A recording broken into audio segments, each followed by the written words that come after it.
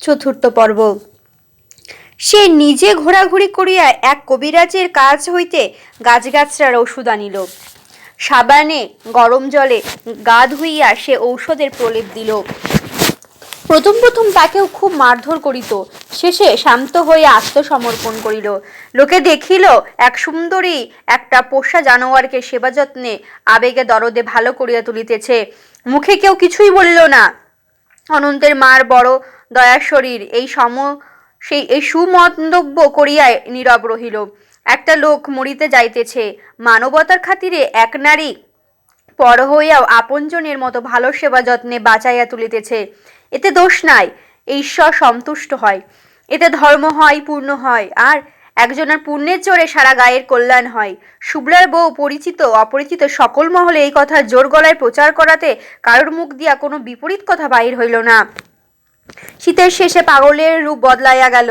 আশায় অনন্তের মা বুক ভরিয়া উঠিল।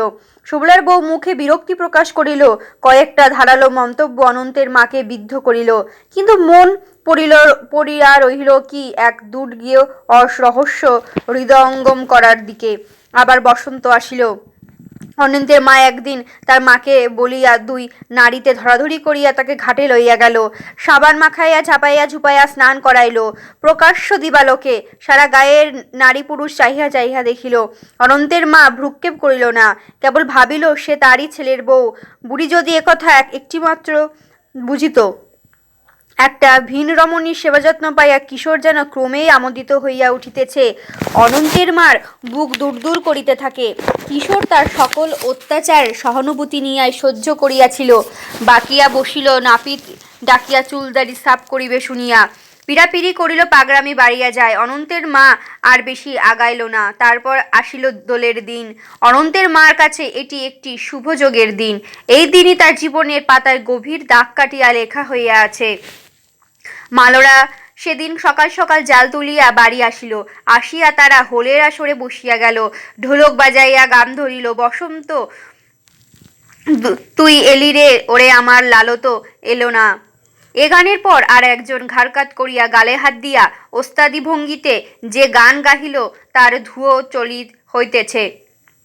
তালে তালে লালে লালে লালে লালে লাল, যেন তার আকাশ ভুবন একেবারে লাল হইয়া গিয়াছে।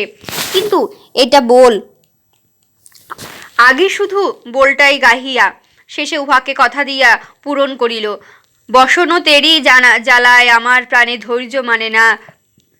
মূল গায়েন আবার বোল চালাইল, তালে লালে লালে লালে ইত্যাদি। অনন্তের মার কুটিরখানাও লালে লাল, তার ঘরে অনেক আবির আসিয়াছে। শুভ্লার বউ বহু যত্ন করিয়া আবিরের থালা সাজাইয়া আনিয়াছে।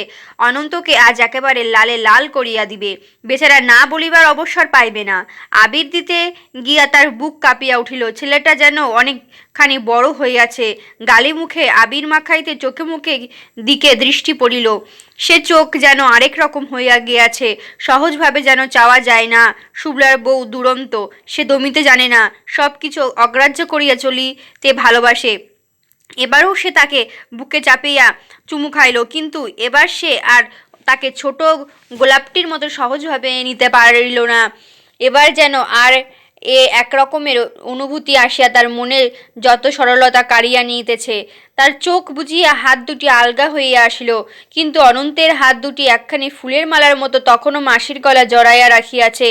অনন্তের মা ভাবিতেছে আরেক কথা, তাদের প্রথম প্রেমাভিষেকের দিনটি সে কিভাবে সার্থক করিয়া তুলিবে।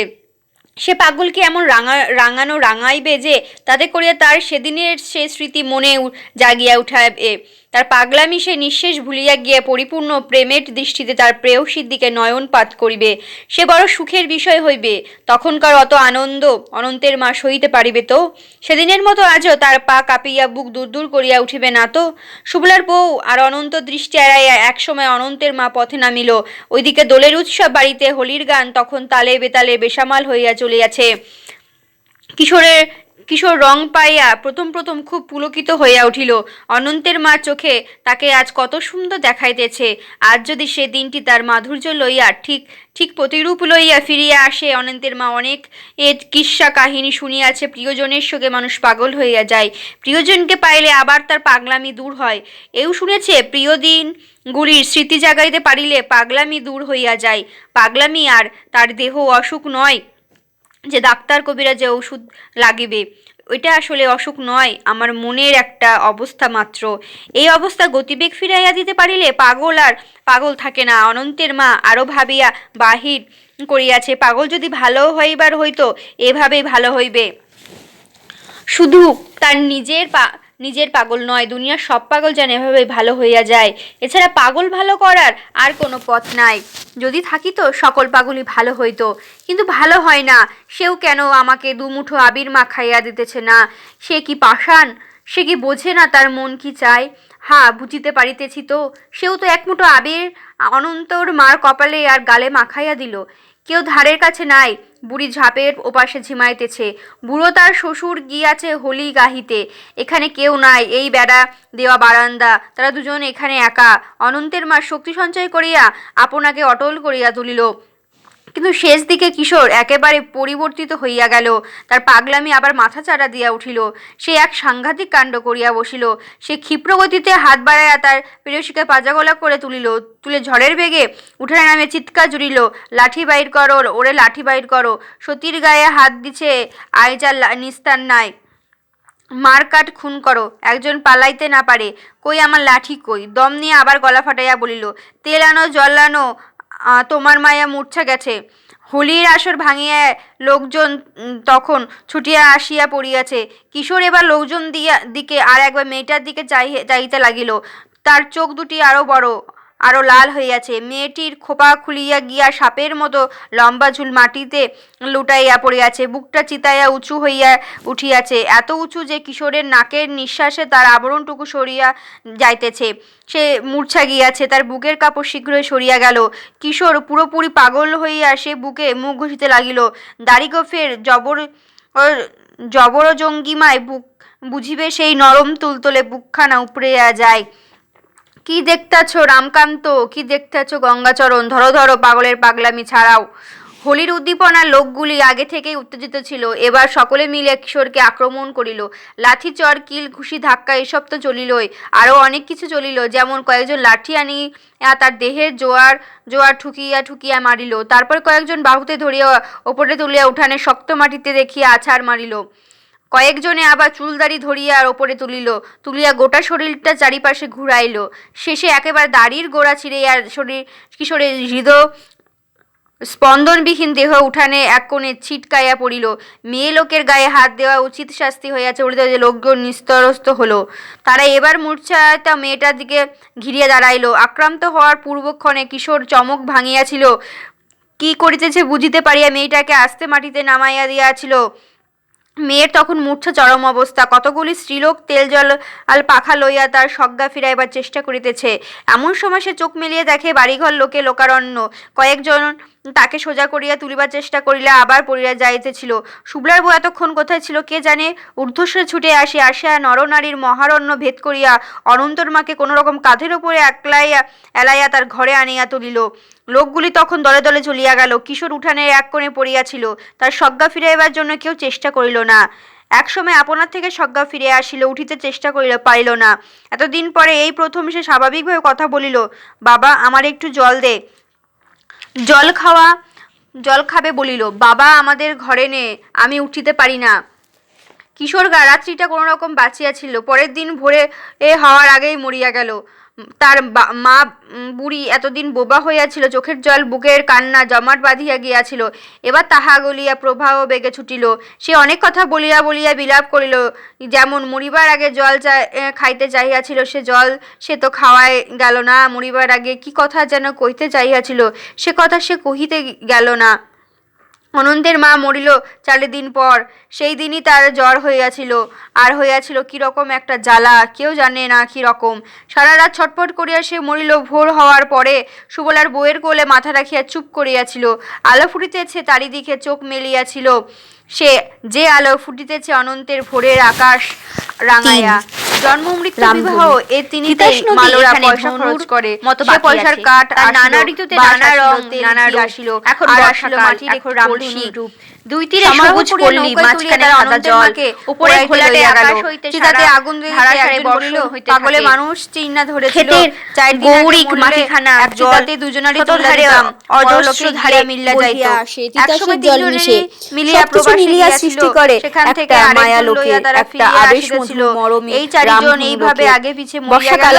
তারা যে প্রবাসে গিয়া অত কিছু দেখিয়াছিল শুনিয়াছিল, অত আমোদ আহ্লাদ করিয়াছিল, এত আপদ বিপদ আপদে কেবল বাড়িয়াই ছিল একটা কাহিনীর মতো নদীর ঘোলা জলে ঢেউ। এই কাহিনী যারা সৃষ্টি করিয়াছিল তারা এখন চলিয়া গিয়াছে। ঢেউ জেলেদের নৌকাগুলিও বড় দোলায়, তার চাইতে বেশি দোলায় আলুর নৌকাগুলিকে।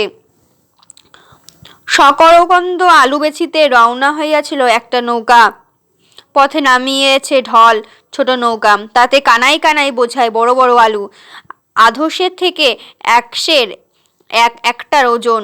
নৌকার বাতা ডুবে ডুবে, তার ওপর বৃষ্টির জল। এখনই সেচিতে পারিলে হয়তো কোনো এক সময় টুপ করিয়া ডুবিয়া যাইবে, বোঝাও নাই, সে উতি ঢোকে না। কাদির মিয়া হতবুদ্ধি হইয়া যায়। শুকনো বাঁশপাতার মাথাটা চিবুক বেড়াইয়া মাথায় আটা, তাতে কেবল মাথাটাই বাঁচে। সমস্ত শরীরে লাগে বৃষ্টির আবরণ ছাট। মাতাল শুদ্ধ মাথা বাঁকাইয়া কাদির তাকায় আকাশের দিকে। তার কাদিরের ছেলে চায় বাপের মুখের দিকে। চারিদিকে একেবারে শূন্যে দেখা যায়, মাথার কোনো বুদ্ধি জোগায় না। বাপ বলিতে থাকে, অত মেয়ে বতের সাগরগঞ্জ আলু বেবাক বুঝি যায় রসাতলে। ছেলে বলে, বাপজান তুমি সাঁতারে দিয়া পারে যাও, গরিব বুল্লার গাছের তলায় গিয়া যান বাঁচাও, আমার যতক্ষণ শ্বাস ততক্ষণ আস। যখন দেখমু নাও ডুবতেছে, দিমু সব আলু ঢাইলা তিতাসের পানিতে, তারপরে ডুবা নাও পারে লাগাইয়া তোমারে ডাক দিমু। এমন সময় দেখা দিল পরিচিত জেলে নৌকার সন্ধ্যায় ঘোরা ফেরা সাপের মতো তেতাসের দীঘল বুকে সাঁতার দিতেছে। দুই দ্বারে এক কোড়া মচমচ ঝুপঝুপ করিয়া চলিয়াছে। জল কাটিয়া ঢেউ তুলিয়া, তার ঢেউ লাগিয়া বুঝিয়া ছোট আলুর নৌকা ডুবিয়া যায়। কাঁদিয়া ডাকিয়া বলে, কার নাও? পাছার কোড়া হইতে ধনঞ্জয় ডাকিয়া বলে, বনমালী সৈয়দ খান, তাড়াতাড়ি বাইর করো, একটা আলুর নাও ডুবতাছে। চটপট দুখানা দাঁড় উঠিয়া গেলে ধনঞ্জয় হাতের কোড়া চিৎ করিয়া চাপিয়া ধরিল। সাপের ফণার মতো নৌকাখানা বাদিকে চির খাইয়া কাদিরের নৌকা বরাবর রুদ্ধগতি হইয়া গেল। ধনঞ্জয়ের বুদ্ধি অপরূপ, তার বুদ্ধি খেইয়া গেল একান্তই ঠিক সময়, একটু দেরি হলে সর্বনাশ হইয়া যাইত। তারপর জেলে নৌকা 3 জন, আলুর নৌকা 2 জন, 5 জনের হাত চলিল সেই সকলে সূচের মতো ফরফর করিয়া। দেখে দেখিতে জেলে নৌকার প্রশস্ত ডরা এক বোঝাতেই আলুতে ভরিয়া গেল, আর আলুর নৌকা খালি হইয়া ভাসিয়া উঠিল। কাদিরের মাথায় টোকা তখনও অবিশ্রান্ত বৃষ্টি হইতে তার মাথা বাঁচাইয়া চলিয়াছে। বিপদমুক্তির পরে অবসন্নতাকে কাবু করিল। মাচানের ওপর বসিয়া পড়িয়া বলিল, মালোর পুত বড় বাঁচানোয় আজ বাঁচাইলে। এতক্ষণ বৃষ্টি ছিল রিমঝিমে ছন্দমধুর, সহস্রে বৃষ্টি খেপিয়া গেল। মার মার কাটকাট শব্দে বৃষ্টি আকাশ ফাড়িয়া পড়িতে লাগিল। শাসা ঝমঝম শাসা ঝমঝম শব্দে কানে বুঝি তালা লাগিয়া যায়। তীরভূমি, তীরের মাঠ ময়দান, গা গেরামে আর চোখে দেখা যায় না। ধোঁয়াটে সাদা আবছাইয়া চারিদিকে ঝাপসা হইয়া গিয়াছে। বনমালী মনে করিয়াছে তারা তীরে নাই, নাও ঠেকাইয়া বসিয়া থাকিবে। কিন্তু তীর কোথায়? কাছেই তীর, তবু চোখে দেখা যায় না। ধনঞ্জয় ছইয়ের পেছনের মুখ ধাপড় দিয়া ঢাকিতে ঢাকিতে বলিল, বনমালী ভাই, গাও দিঘালে নাও চালাইয়া কোনো লাভ নাই, এখানেই পাড়া দেয়। ভারী মোটা এক বাঁশ জলে নামাইয়া নদীর মাঝখানে 2 জনে পার দিতে পুতিয়া ফেলিল। তার সঙ্গে শক্ত দড়ি দেয়া নৌকাখানা বাঁধিয়া ধনঞ্জয় বলিল, থাউক, নাও অখন বাতাসের সাথে সাথে ঘুরুক। কই ও মিয়ার পুত, ছইয়ের তলে গিয়া বও। কাদির মাথা ঢুকাতে ঢুকাতে থামিয়া গেল। দেখিল বনমালী বলিল, ছইয়ের তলে কিছু নাই, ভাত বানুন সব খাওয়া হইয়া গেছে। 5 জনের ভিজা গা, সঙ্গে একাধিক কাপড় নাই যে বদলায়। ছোট ছাইখানার ভিতরে তারা গা ঠেকাঠেকি করিয়া বসিয়া রহিল। কাদির ভিজা চুলে এলোমেলো হইয়া গিয়াছে, তার সাদা দাড়ি হইতে বিন্দু বিন্দু জল ঝরিয়া পড়িতেছে বনমালীর কাঁধের ওপর। কাদির একসময় টের পাইল হাতের তালুতে বনমালীর কাঁধের জলবিন্দুগুলো মুছাইয়া দিল। বনমালী ফিরিয়া চাহিল কাদিরের মুখের দিকে। বড় ভালো লাগিল তাকে দেখিতে। লোকটা চেহারায় যেন একটা সাদৃশ্য আছে যাত্রাবাড়ির রামপ্রসাদের সঙ্গে। তারও মধুময় এমনই সাদা সোনালি দাড়ি, এমনি শান্ত অথচ কর্মময় মুখভাব। রামায়ণ মহাভারত পড়া বাল্মীকি অন্যান্য মুনি ঋষিদের যেন রামপ্রসাদ একজন উত্তরাধিকারী। আর এই কাদির মিয়া, তার মনে পড়িতেছে সেবার গোকনঘাটের বাজারে মরহমে লাঠি খেলা হয়। বনমালী দেখিতে গিয়াছিল।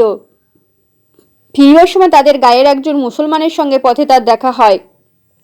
তারই মুখে কারাবালার মর্মবিদারক কাহিনী শুনিতে শুনিতে বনমালী প্রায় কাঁদিয়া ফেলিয়াছিল। এর সঙ্গে আরও শুনিল তাদের প্রিয় পয়গব্বরের কাহিনী। সেই জন বীরত্বে ছিল বিশাল, কিন্তু তবু তার আপন জনকে বড় ভালোবাসিত। কাদির যেন সেই বিরাটেরই একটুখানি আলোর রেখা লইয়া বনমালীর কাঁধে দাড়ি ঠেকাইয়া চুপচাপ বসিয়া আছে। বনমালীর বড় ভালো লাগিতেছে। বাস্তবিক যাত্রাবাড়ি রামপ্রসাদ, বিরামপুর গায়ের এই কাদির মিয়া, এরা এমনি মানুষ যার সামনে হোঁচট খাইলে হাত ধরিয়া তুলিয়া অনেক কাটা ঘেরা পথ পার করাইয়া দিবে। আবার দাড়ির নিচে প্রশান্ত বুকটার মুখ গুজিয়া দুই হাতে কোমর জড়াইয়া ধরিয়া ফুপাইতে কাঁদিলেও ধমক দিবে না। কেবল অসহায়ের মতো পিঠে হাত বুলাইবে। বনমালীর চোখে সজল হইয়া ওঠে। তার বাপু ছিল এমনই একজন, কিন্তু সে আজ নাই। একদিন রাতে মাছ ধরা শেষে ভিজা জাল কাঁধে করিয়া বাড়ি ফিরিতেছিল। পথের মাঝে তুফান গাছা চাপ পড়িয়া মারা গিয়াছে। ছয়ের বাহির বাঁশের মাচানগুলিতে বৃষ্টির বড় বড় ফোঁটা পড়িয়া ভাঙিয়া চৌচির শতচির হইয়া পড়িতেছে। নৌকার বাহি যতদূর চোখ যায় সবটাই তিতাস নদী। তার জলের ওপর বৃষ্টির লেখা জোখাহীন ফোঁটাগুলি পাথরের কুচির মতো তার বুকে গিয়া বিঁধিতেছে, আর তারই আঘাত খাইয়া ফোঁটার চারিপাশটুকুর জল লাফাইয়া উঠিতেছে। হাওয়া নাই, জলে ঢেউ নাই, তবু নদীর বুকময় আলোড়ন আর একটানা ঝাঝা ঝিমঝিম শব্দ। ছইয়ের সামনের দিকে খোলা, এদিক দিয়া বাতাস ঢোকে না বলিয়া জলের ছাট ঢোকে না। সেদিক দিয়া ঢুকিবার সে পেছনের দিক, সেদিক বন্ধ আছে। কাদিরের চক্ষু ছিল নৌকার বাইরের বাহিরে, যেখানে কোনো সদূর হইতে তীরের বেগে ছুটিয়া আসা ফোঁটাগুলি তীরের মধ্যে তিতাসের বুকে বিধি আলোড়ন জাগাইতেছে। বনমালী তার গামছাখানা খানিক বৃষ্টির জলে ধরিয়া রাখিয়া চিপাইয়া জল নিংড়াইয়া কাদিরের হাতে দিয়া বলেন, নাও ব্যাপারী, গতর মোছো। কাদির সস্নেহে তার মুখের দিকে চাহিয়া দেখিল বনমালীকে নিতান্ত ছেলে মানুষটির মতো দেখাইতেছে, অথচ মালোর বেটার দেহের পেশিগুলি কেমন মজবুত। ব্যাপার আমার বংশের কেউ নাই বাবা, চরের জমিতে আলু করছি, শনিবারে শনিবারে হাটে গিয়া বেচি। ব্যাপারীর কাছে বেচি না, বড় দরাদরি করে, আর বাকি নিলে পয়সা দেয় না। মাছ ব্যাপারীও এই রকম, জাল্লার সাথে মোলামুলি কইরা দর দেয় টাকার জাগায় শিকা। শহরে নিয়া বেচা শিকার মাল টাকায়। কাদিরের দৃষ্টি সামনের দিকে, যেখানে বৃষ্টির বেড়াজালে সব কিছু ঢাকা পড়িয়া গিয়াছে। খানিক চাহিয়া থাকিয়া বলিল, কি ঢল নামছে রে বাবা, গাঁও গেরাম মালুম হয় না। তাহার তামাক খাইতে ইচ্ছা করিতে লাগিল। এই সময়ের অন্তর্যামী বনমালী নামক ছেলেটি তামাকের ব্যবস্থায় হাত দিল। বাঁশের চোঙায় একদিকে টিকা আর একদিকে তামাক রাখার ব্যবস্থা। কাদিরের ছেলে এইবার ভাবনায় পড়িল, সে যখন আরো ছোট ছিল তখন বাপের সঙ্গে গ্রামান্তরে কত বামুন কায়েতের বাড়িতে দুধ বেচিতে গিয়াছে। তারা তার বাপকে আদর দিয়া করিয়া ডাকিয়া বসায়, নিজেরা চেয়ারে বসিয়া ছেলেপুলে হাতে একখানা ধূসর তক্তা আনাইয়া মুখে মিষ্টি ঢালিয়া দিয়া বলে, বও বও কাদির বও, তামুক খাও। তাদের নিজেদের হাতে তেল কুচকুচে মিশ্রণ হুক্কা কাদিরের জন্য বাহির করিয়া দেয় মাচার তলায় হেলান দিয়া রাখা সরু খামচা খানেক আকারের থলে। কাদির আলাপি মানুষ, বলিতে যেমন ভালোবাসে শুনিতেও তেমনই ভালোবাসে। আলাপে মজিয়া গিয়া লক্ষ্যই করে না কোথায় বসিল আর কি হাতে লইল। ফু দিয়া ধুলা উড়াইয়া হুকার মুখে মুখ লাগায়। তার বাপ মাটির মানুষ, তাই অমন পারে। তার বড় লোক, তেলে জলে যেমন মিশে না, তাদের সঙ্গেও তেমনি কোনোদিনও মেশাবার ভাবনা নাই। ছেলে এরা জেলে, কিন্তু চাষির জীবনের মতো এদের জীবন। উঁচু বলিয়া মানের ধুলি নিক্ষেপ করা যায় না এদের ওপর, বরং সমান বলিয়া গলা জড়াইয়া ধরিতেই ভালো লাগে। কাটিলে কাটা যাইবে না, মুছিলে মোছা যাইবে না, এমনই যেন একটা সম্পর্ক আছে ছেলেদের সঙ্গে চাষিদের। বনমালী তামাক সাজার আয়োজন করিতেছে। নিজের হুক্কা সুখের টান দিয়ে সে যদি কল কে খানা খুলিয়া তার বাপের দিকে হাত বাড়ায়, সে তখন কি করিবে? বড় লোকের হাতের অপমানে চটা যায়, কিন্তু সমান লোকের হাতের অপমানে চটা যায় না। খালি ব্যথার ছুরিতে কলিজা কাটে। এই ঘন ঘোর বাদলের মাঝখানে বসিয়া মাথা বাঁচাইতে বাঁচাইতে কাদির হয়তো বনমালীর হুকা বিচ্যুত কলিকাখানা খুশি মনে হাতে লইত, কিন্তু বনমালী মালসার হাত দিয়া দেখে জলের ছাট লাগিয়া অনেকটুকু নিবিয়া গিয়াছে। নদীর মোড় ঘুরিয়া বাজার দেখা গেল। একটু আগে বৃষ্টি হইয়া গিয়াছে, এখন চারিদিক ফর্সা, কিন্তু রোদ ওঠে নাই। আকাশে কোনো কোনো দিক গুমোট আচ্ছন্ন, মনে হয় কোথায় কোথায় যেন এখনো বৃষ্টি হইতেছে। একবার দমকা হাওয়া আসে, ঠান্ডা লাগে শরীরে। মেহনতের সময় এই বাতাস গায়ে বড় মিঠা লাগে। নৌকায় একবার তীর ঘেঁষিয়া না চলিলেও তীরের গাছগাছরা সবুজ ছায়া কাদিরের নৌকার ধমকে জলের ভিতর কাঁপিয়া মরিতেছে। ছায়াগুলি এত কাছে থাকিয়া কাঁপিতেছে, আর কাদিরের ছেলের বৈঠার আঘাত খাওয়া ভাঙিয়া শতটুকু হইয়া যাইতেছে। নদীর এ বাম তীর, দক্ষিণ তীর ফাঁকা, গ্রাম নাই, ঘর নাই, গাছ নাই, গাছরা নাই, খালি একটা তীর। তীর ছাড়াইয়া কেবল জমি আর জমি। অনেক দূরে গিয়া ঠেকিয়াছে ধোয়াটে কতগুলি পল্লীর আবছায়া। সেসব খোলা মাঠ বাহিয়া বাতাস আসে, নদী পার হইয়া লাগে আসিয়া এ পারের গাছগুলির মাথায়। ছোট বড় দুইটি নৌকায় একসঙ্গে গিয়া হাটের মাটিতে ধাক্কা খাইল। পশ্চিম হইতে সোজা পূর্ব দিকে আসিয়া এইখানটাতে নদী একটা কোণ তুলিয়া দক্ষিণ দিকে বাঁকিয়া গিয়াছে। সেই কোণের মাটিতে বাজারের টেক, তারই পূর্ব দিকে দিয়া একটা খাল গিয়াছে, সোজা উত্তর দিকে সরল রেখার মতো। নদীর বাঁক থেকে খালটা গিয়াছে দেখিয়া মনে হয় নদী চলিতে চলিতে এখানে দক্ষিণ দিকে মুখে ঘুরাইয়াছে, আর উত্তর দিকে কোথাও অদৃশ্য হইয়া গিয়াছে তার মাথার লম্বা বেনিটা।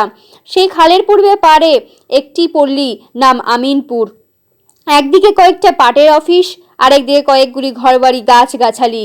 খালের এপারে হাট বসিতে, আর ওপারে গাছগাছালির মাথায় উপর দিয়ে আকাশ উঠিয়াছে একটা রামধনু। সূর্য পশ্চিম দিকে ঢলিয়া পড়িয়াছে। পূর্বের আকাশ কণা কণা বৃষ্টি আভাসে ঝাপসা, এক ঠান্ডা ছায়া লাগানো। পশ্চিমে সূর্যের 7 রং, পূর্বের আকাশে মেঘলার ফাঁদে ধরা পড়িয়া গিয়া উঠিয়াছে এই রামধনু। মাত্র ঘণ্টা 2 আগে যে বৃষ্টি হইয়াছে, তেমন প্রচণ্ড বৃষ্টি খুব কমই দেখা যায়। নৌকাতে থাকিয়ে ততটা বোঝা যায় না। বাড়িতে থাকিলে দেখা যায় তো ঘরের চালের ঝুমঝুম শব্দ কানে ফাটিয়া যাইতেছে। চাল বাহিয়া পড়া এক টানা বৃষ্টির জলে ছাঁচে লম্বা এক সারি গর্ত হইয়া গিয়াছে। কোথাও কোন নালা আটকাইয়া গিয়া উঠান জলে ভরিয়া গিয়াছে। তুলসীতলার উঁচু মাটিটুকু বাদে ভিটার নিচের সবটুকু জায়গা ডুবিয়া গিয়াছে। উঠানের কোণে অযত্নে সে সব দুর্বা ঘাস গজাইয়াছিল, সেগুলি জলে সাঁতার কাটিতেছে। খালটা শুকনো ছিল। আজিকার ঢলে মাঠ ময়দান ভাসিয়াছে। হাল দেওয়া ক্ষেতগুলির ভাঙা ভাঙা মাটি ঢলে গুড়িয়া গিয়া কাদা হইয়াছে। সে কাদা গোলা জল আলুপ চাইয়া পড়িয়াছে আসিয়া খালে। শতদিক হইতে শত বাহু বাড়াইয়া দিয়া খেতেরা খালের দৈনদশা প্রাচুর্যে পূর্ণ করিয়া দিয়াছে। খালে তখন উজানের ঠেলা।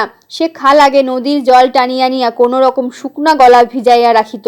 আজ সে খাল উল্ললিত কল্লোলিত, উথলিয়া হওয়া স্রোত বাঁকাইয়া ঢেউ খেলাইয়া বুক ফুলাইয়া তার ভরা বুকের উপচানো জল তিতাসের বুকে ঢুলিয়া দিয়াছে।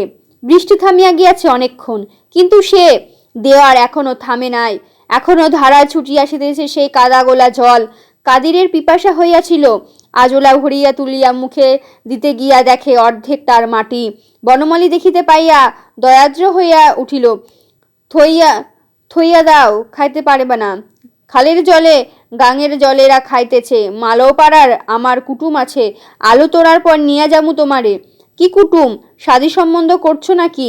না, বইন বিয়া দিচ্ছি। বনমালী সাহায্য পাইয়া কাদিরের সব আলু এক দণ্ডের মধ্যে হাটে গিয়া উঠিল। চারিদিকে ছড়াইয়া না পড়ে সেই জন্য কাদিরের ছেলে জল ঘাসের ন্যাড়া বানাইয়া আলুর গাদার চারিপাশে গোল করিয়া বাঁধ দিল। সেই বাঁধ ডিঙাইয়া 2-4টি ছোট ছোট আলু এপাশে ওপাশে ছিটকাইয়া পড়িতে লাগিল, আর সেগুলি মালিকের অধিকারের বাইরে মনে করিয়া ঝাঁপাইয়া পড়িয়া ধরিতেছিল কতগুলি ছোট ছোট ছেলে মেয়ে। ভিখারির ছেলে নয়, কিন্তু দেহের আকারে, বসনে, পরিচ্ছন্নতা ও প্রাচুর্যে এবং অস্বাভাবিক কাঙালপনায় সেগুলি মনে হইল যেন ভিখারির বাড়া ইহারা সবখানেই আছে, সব দেশে, সব গায়ে, আর সব গায়ের বাজারে। কাদিরেরা যারা আলু বেচিতে আসে তারা অমন দুই চারিটি আলুর জন্য ইহাদিগকে ধমক দেয় না, কিছু বলেও না। তাদের কত আলু, নিক না 2-4টা। এই সব দুঃখীর ছেলেপিলে পয়সা দিয়া তো কিনিতে পারে না, কিন্তু ধমক দেয় ব্যাপারীরা। আলুতে হাত দিলে চড় চাপড় মারে, আলু কাড়িয়া নেয়। শুধু তাদের থেকে নেওয়া আলু নয়, অপর জায়গা থেকে সংগ্রহ করা আলুও কাড়িয়া নেয়। ব্যাপারীরা ছোট ছোট কচি গোলগুলি মারে ঠাস করিয়া চর খাইয়া উহারা চিৎকার করিয়া কাঁদে না, গালে মুখে চাপিয়া ধরিয়া ওখানে সরিয়া পড়ে আরো মার খাওয়ার ভয়ে। কেবল যখন তাদের নিজের সঞ্চয় শুদ্ধ কাড়িয়া নেয়, কাকুতি করিয়া ফল হয় না, অনুরোধ করিয়া উল্টো গাল খায় মা বাপ সম্পর্কিত অশ্রাব্য ভাষায়, তখন কেবল অনুচ্চ কণ্ঠে ফুপাইয়া ফুপাইয়া কাঁদে। কাদির এ হাটে অনেক আলু বেচিয়াছে, আর অনেক দিন হইতে ইহাদিগকে দেখিয়া আসিতেছে। বছরের পর বছর ইহারা আলু কুড়াইয়া চলিয়াছে, কতক মরিয়াছে, কতক বড় হইয়া সংসারে ঢুকিয়াছে। না হয়তো পুঁজিদারের কারবারি, নয়তো জমির মালিক মজুর খাটানোওয়ালার বড় চাষির গোলামি করিয়া জান প্রাণ খুয়াইতেছে। কাদিরকে ইহারা আর চিনিতে পারিবে না। কাদেরও ইহাদের কাউকে সামনে দেখিলে ঠাউর করিতে পারিবে না। কিন্তু তার বেশ মনে পড়ে, হাটের মাটিতে আলু ঢালিতে গিয়া ইচ্ছা করিয়া 10টা-20টা আলু এইসব কৃপা প্রার্থীর দিকে ঢেলিয়া দিয়াছে। এখনো দিতে কৃপণতা করে না। হাটের প্রথম আলু উঠিয়াছে দেখিয়া এই ক্ষুদে ডাকাতের দল সবগুলি জোট পাকাইয়া আসিয়া এখানে মিলিয়াছে। কারো হাতে ন্যাকড়ার একখানা ছোট থলে, পুরনো কাপড়ের লাল নীল পাড়ের সুতা দিয়া, অপটু হাতে সূচের ফোড়ে তৈরি, কারো হাতে মালসা, কারোর বা কোচর মাত্র সম্বল।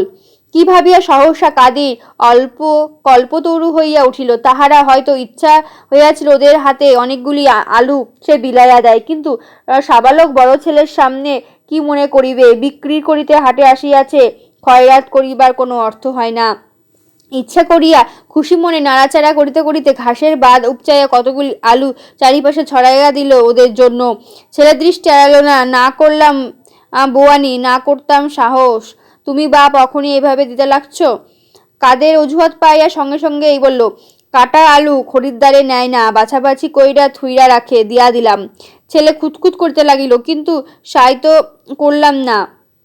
কাদির দিল খোলা ভাবে হাসিয়া বলিল, করলাম এই এতিম ছাইলা মাইলার হাতে প্রথম সাইত, খাওয়া দাওয়া করবো, আল্লাহ বড় বাঁচান, বাঁচাইছে আইজি। কাদিরের এই কাজকর্ম বনমালী খুব ভালো লাগিতেছিল। বিস্ময়ের সহিত সে কাদিরের মুখের দিকে চাহিয়া রহিল। কাদির বনমালীর দিকে চাহিয়া তার ছেলে লক্ষ্য করিয়া বলিল, বড় অভাগা এরা, কেউরই মা নাই, বাপ নাই, লাঠি ঝাঁটা খায়। কেউর মা আছে কিন্তু দানা দিতে পারে না, কেউর বাপ আছে মা নাই। লোকে কয় মা মরলে বাপ তালই, ভাই বোনের পশু। তামাক জ্বালাইয়া আনিয়াছিল, টিকায় ফু দিতে দিয়া বনমালী বলিল, একজনের যে মা মরছে চোখের সামনে দেখতাছি। কাদিরের দৃষ্টি পড়িল ছেলেটার দিকে। লম্বা কৃশ, হাড় জিরজির করিতেছে, শিশু মুখেরও মলিনতার ছাপ বেয়ারা রকমের স্পষ্ট। দলের বাহিরে দাঁড়াইয়া বড় বড় চোখ দৃষ্টিতে মেলিয়া রাখিয়াছে কাদিরের মুখের দিকে। ছেলেরা কাড়াকাড়ি করিয়া হরিণ লুটের বাতাসের মতো আলু ধরিতেছিল, আর সে নীরবে দাঁড়াইয়া আশাপূর্ণ মনে কামনা করিতেছিল কাদির বুড়োর মনের একটুখানি ছোঁয়া, যেন তাকে দেখিতে পাইলে অন্য ছেলেদের থেকে আলাদা করিয়া শুধু তার একার জন্য বুড়ো করুণার ধারা বইয়া দিবে, এ যেন তার দাবি। চিরদিনের নির্ভরতা মাখানো এই দাবি দুনিয়া যদি পূর্ণ করে তবে ভালো কাজ করা হইবে, যদি না করে তো না করিবে। সে শুধু একটা দীর্ঘ নিঃশ্বাস ফেলিয়া এখান থেকে চলিয়া যাইবে। কাদির 2 মুঠো আলু তুলিয়া তার চোখের দিকে চাহিয়া একদিকে সরিয়া আসা ইঙ্গিত করিল। তার মুখে হাসি ফুটিয়া উঠিল, স্বচ্ছ ও আবদারের হাসি, কিন্তু বড় ম্লান। সর্বাঙ্গে মাতৃহৃষ্টার ধ্বজা ধারণ করিয়া এসেছিল নীরব দণ্ডায়মান। কাদিরের ডাকে সহসা সে আগাইয়া আসিল না। দান প্রত্যাখ্যানের ভব্যতা। আরে না, আগাইয়া ধর, না হইলে তারা নিয়া যাইব। ছেলেটা আদরে গলিয়া গিয়া ঘাড় নিচু করিল, তারপর ঘাড় ঘুরাইয়া অর্থহীনভাবে এদিক ওদিক চাহিল, আর চাহিল মাথা তুলিয়া একবার সামনের খালপাড়ের আমিনপুরের গ্রামের ওপরের পূর্ব আকাশের দিকে। কাদিরের অযাচিত দানের ধনগুলি তখন তার পায়ের কাছে মাটিতে লুটাইতেছে, আর সেই যে আকাশের দিকে চাহিল, এভাবে চাহিয়াই রহিল, মাথা নামাইতে পারিল না। কাদির তার চাওয়ার বস্তুর খোঁজে তাকাইল, কিছুই বুঝিতে পারিল না। বনমালী তার চোখের দৃষ্টি অনুসরণ করিয়া দেখিল আমিনপুরের গাছগাছালির মাথার উপরে দিয়া আকাশে রামধনু উঠিয়াছে। ছেলেরা তারই দিকে চাহিয়া আছে। ও ধেনু উঠিছে তাই দেখতাছে, বলিল বনমালী। জেলেরা চাষিরা জল আর মাটির চাষির বেড়ায় মুক্ত আকাশের নিচে। উদয়ের মাধুরী আর অস্তের বিধুরতা কোনোদিন গোপন থাকে না তাদের কাছে। কিন্তু তারা কি সে সব কখনো চাহিয়া দেখিয়াছে কেবল দুপুরের খাড়াটাকে, যখন মাথার উপর আগুনের মতো আসিয়া পড়িয়াছে। তখন শীতের শরতের সকালে বিকেলে আকাশের গায়ে খামচা খামচা কত রঙিন মেঘ ভাসিয়া বেড়াইতেছে। বৃষ্টির ফাঁকে ফাঁকে সূর্য চোখ মেলিয়া তার বিপরীত দিকের আকাশে জাগিয়াছে কতদিন কত রামধনু। তারা কি কোনোদিন তাহা চাহিয়া দেখিয়াছে? হয়তো দেখিয়াছে, কিন্তু নতুন কিছু লাগে নাই চোখে, উঠে মিলাইয়া যায়। চাহিয়া থাকিয়া দেখিবার কিছু নাই রামধনুতে। শিশুরা মায়ের কোলে থাকিয়া আকাশের চাঁদ দেখিতে হাসে, হাততালি দেয়। কই, বনমালীর তো কোনোদিন চাঁদের দিকে চাহিয়া হাসেও নাই, হাততালিও দেয় নাই।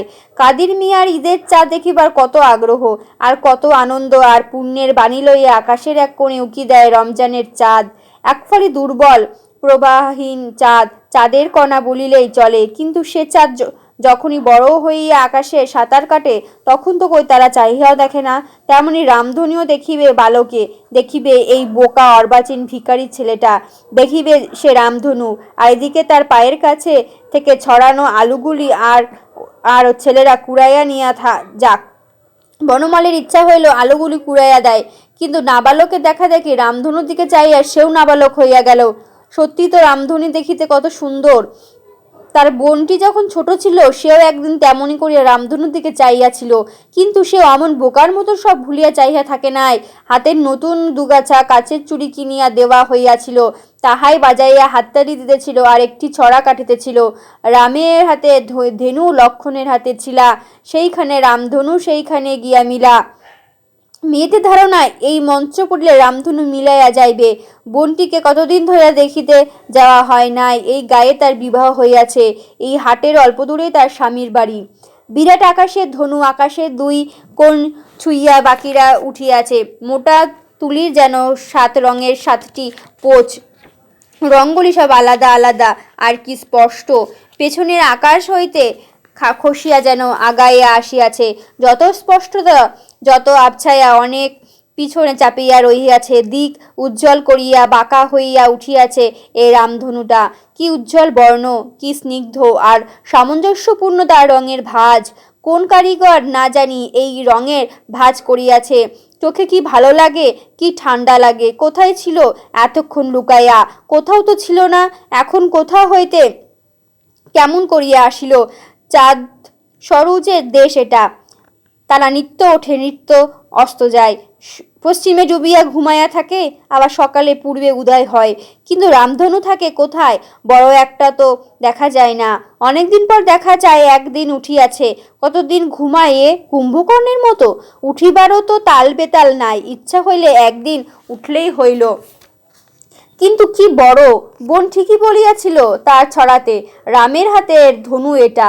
সে ধনু অমন যে রাক্ষস, 10 মাথা 20 হাতের রাক্ষস। জোর করিয়া যে ধনু তুলিতে গিয়া তারও মুখে রক্ত উঠিয়াছিল। রামায়ণের বইয়ে সে কথা বনমালী শুনিয়াছে সীতার বিবাহের পালাগানে ছুটা কীর্তনিয়ার মুখে। শেষে রাম হাতে তাকে তুলিয়া নেয়। হরধনু না কি বলিয়াছিল, তাই রামের হাতের ধনু। কিন্তু সীতার সে ধনু রোজই বাঁ হাতে তুলিয়া লইয়া ডান হাতে তলাকার জায়গাটুকু লেপিয়া মুছিয়া শুদ্ধ করিয়া দিত। তারপর সীতার বিবাহ হইয়া গেল। রাম তাকে নিয়া অযোধ্যাতে আসিল। তারপর সীতা আর বাপের বাড়ি ফিরিয়া আসে নাই। না, বোনটাকে দেখিতে যাইতেই হইবে। কতদিন তাকে নেওয়া হয় নাই।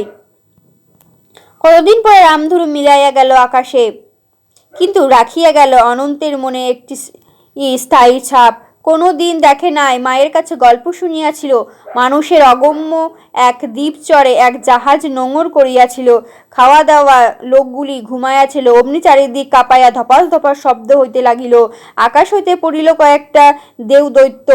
এরা ছড়াইয়া আরও কত কিছু আছে যারা মানুষ নয়, মানুষের মধ্যে মানুষের বাসের এই দুনিয়ার মধ্যে যাদের দেখিতে পাওয়া যায় না, সেও দৈত্য তো ভয়ের জিনিস। কত ভালো জিনিস আছে তাদের মধ্যে, সকলেই তারাই আকাশেই থাকে, এই যেমন চন্দ্র সূর্য তারা, তাহারাও আকাশেই থাকে, নৃত্য নৃত্য নামে। দেখিতে দেখিতে চোখে প্রায় পূরণ হইয়া গিয়াছে, কিন্তু এদেরও রহস্য ভেদ এখনো করা হয় নাই। অলৌকিক রহস্য ভরা অনন্তের আকাশ ভুবন, আজও তাদের একটা অদেক্ষ রহস্যজনক বস্তু তার চোখের সামনে নামিয়া আসিয়াছিল, পেছনের অনেক দূরের আকাশ হইতে, অদেখার কোল হইতে একেবারে নিকটে আমিনপুরের জামগাছটার প্রায় মাথার কাছাকাছি। বড়মালির মন হতেও কল্পনা রামধনু মুছিয়া গেল, কেউ বুঝি নামাইয়া দিল তাকে বাস্তবের মুখে। ছেলেটার গায়ের রং ফর্সা, কিন্তু খড়ি জমিয়া বন লালিতে নষ্ট করিয়া দিয়াছে। এক চিলতা সাদা মাঠা কাপড় পরি কোটিতে জড়ানো, আর এক চিলতা কাঁধে, বিঘত পরিমাণ একখানা কুশাসন ডান হাতের মুঠোয় ধরা। নৌকা গড়িবার সময় তক্তায় তক্তায় জোড়া দেয় যে দুই মুখো সরু চ্যাপ্টা লোহা দিয়া, তারই একটা দুই মুখো এক করিয়া কাপাস সুতায় গলায় ঝুলানো। পিতামাতা মারা যাওয়ার পর মাসা বাঁধি হবিষ্যি করার সন্তানেরা এই সমস্ত প্রতীক। বনমালী দরদি হইয়া বলল, তোর নাম কি? অনন্ত। অনন্ত কি? যুগী না পাঠিনী না সাও না পোন্দার? অনন্ত এ প্রশ্নের কোনো উত্তর দিতে পারিল না। তোর মা মরছে না বাপ মরছে? মা। কোন হাটি বাড়ি তোরা? আঙুল দিয়া মালোপাড়া দেখাইয়া দিল। যাতে তুই মালো? আমারই সৎ জাতি। অনন্ত ভালো করিয়া কথাটা বুঝিল না, আবছায়াভাবে বুঝিল তার মাসির মতো এও তার একটা কেউ হইবে। তা না হইলে এত কথা জিজ্ঞাসা করিতেছে কেন? তোর বাড়ি লইয়া যাইবি আমারে? গলায় ধরায় সুতাটা দাঁতে কামড়াইতে ঘাড় কাত করিয়া অনন্ত জানাইল, হা নিয়া যাইবে। বাজার জমছে, চল তোরে লইয়া বাজারটা একবার ঘুরিয়া দেখি। বাজারে তখন পরিপূর্ণ অবস্থা। কাদিরের দোকানের চারিপাশে অনেক আলুর দোকান বসিয়াছে, গুনিয়া শেষ করা যায় না। ক্রেতাও ঘুরিয়াছে অগণন, হাতে খালি বস্তা লইয়া তাহারা দরদুস্তুর দৌড়িতেছে, আর কিনিয়া বস্তাবন্দি আলুর মাথায় তুলিয়া ভিড় ঠেলিয়া বাজারে বাহির হইতেছে। একটা না একটা কলরব শুরু হইয়া গিয়াছে। কাছের মানুষকে কথা বলিতে হইলেও জোর গলায় বলিতে হয়, কানের কাছে মুখ নিয়া। কাদির বড় এক পাইকারি পাইয়াছে, খুচরা বিক্রেতে ঝামেলা। অবশ্য দর 2-4 পয়সা করি মনেতে বেশি পাওয়া যায়, কিন্তু মনামনি হিসাবে বিক্রি তার চাইতে অনেক ভালো। আগে ভাগে শেষ করিয়া উঠিয়া পড়া যায়।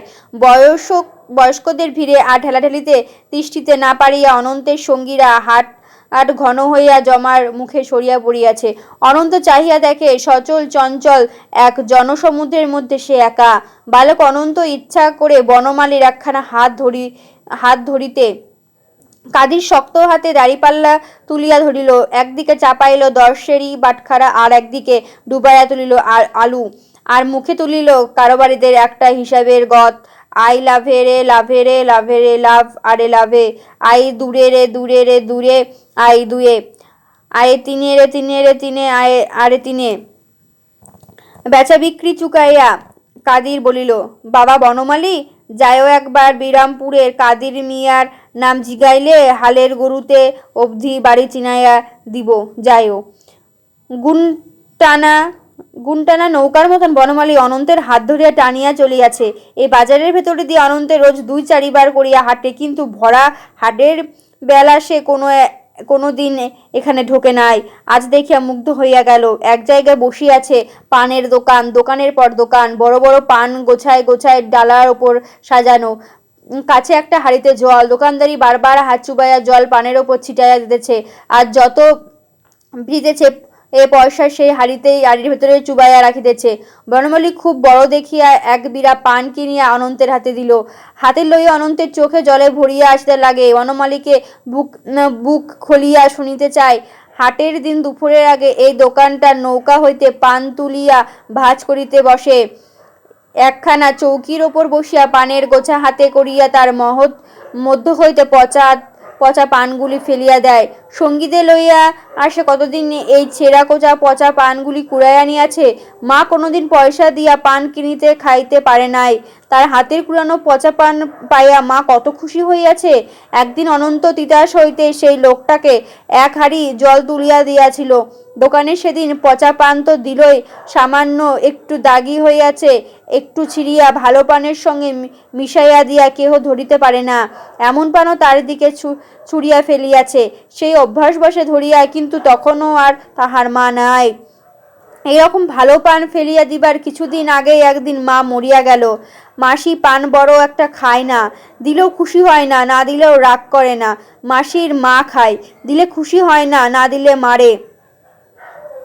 কিন্তু এ সকল কথা এ লোকে কি বলা যায়? মোটে একদিনের দেখা। আর দোকানিটা নিশ্চয় আমাকে মনে রাখিয়াছে। তার পাশে কত ঘুরিয়াছি আধ পয়সা পানের জন্য, মনে কি আর রাখে নাই? সব সময় তো মনে ভাবিয়াছে এ ছেলেটা খালি আধ পয়সা পানি নিবে, ফেলিয়া দেওয়ার পান কোনোদিন পয়সা দিয়া কিনিতে পারিবে না।